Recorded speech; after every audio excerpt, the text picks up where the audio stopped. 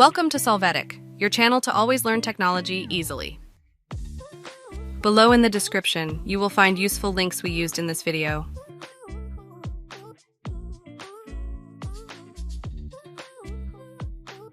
Today in Solvetic, we will see how to fix graphic card does not support DirectX 11. Open settings from start.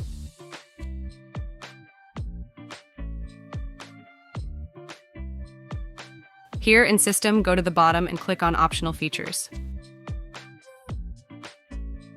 Then click on the button, View Features located in the section, Add an optional feature. In the search box, enter Graphic, select the box Graphics Tools. After this, click Next and then Install. Finally, wait for this feature to be installed.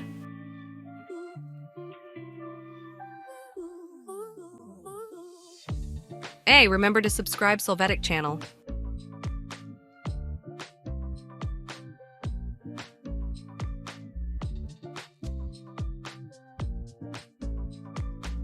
We hope it has been helpful for you. Here are links to watch more videos of your interest and subscribe to the Solvetic channel. Thank you.